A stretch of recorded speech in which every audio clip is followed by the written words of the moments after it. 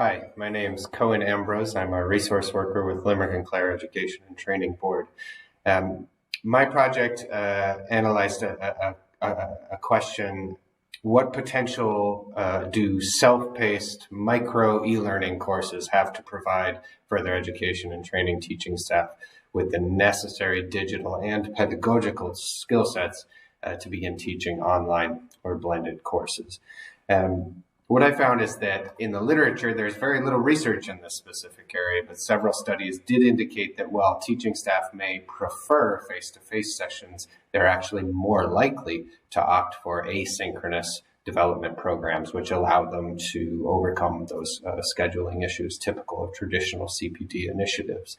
But the three main principles of self-paced e-learning professional development courses that I came across and kind of boiled things down to are that our learner autonomy, that the participants can engage in their own time and at their own pace, that they're in situated formats, as in situated cognition, that at the end of the course they have something that's directly applicable to their teaching practice.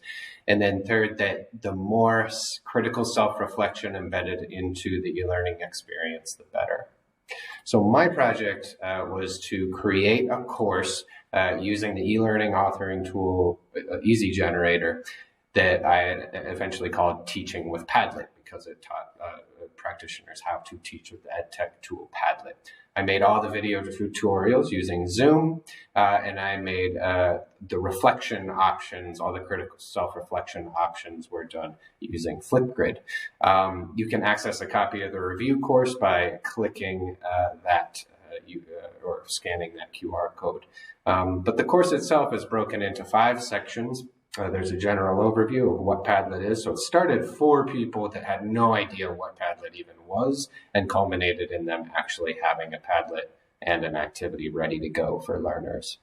It then takes them through getting started, logging in essentially, then making a Padlet, posting on Padlet.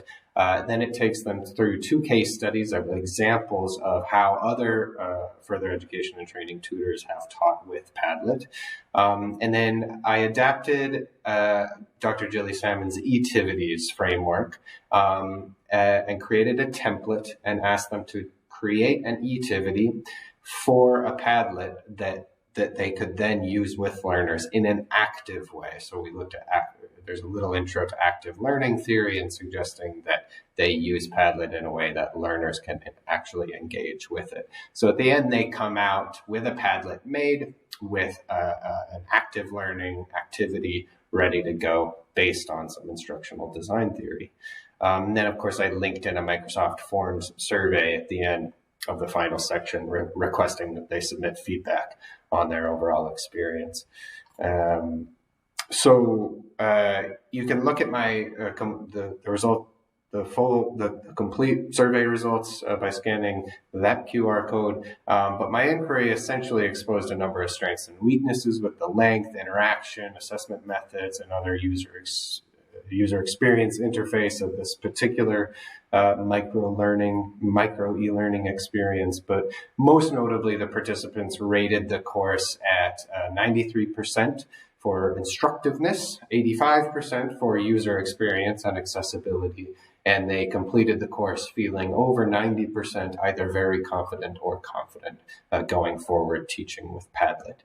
And given those initial qualitative findings or quantitative findings, I feel pretty good about the inquiry's initial iteration, but you can scan the QR code to the right to view those survey results in full.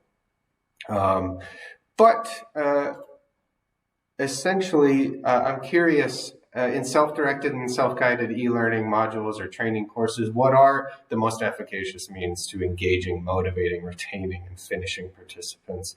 What are the best user experience methods to employ to best engage participants? What are the best interactivity and assessment tools to motivate participants to learn from the course materials at a meaningful level? And these are just a few research questions worth asking in my next stages of research into this area.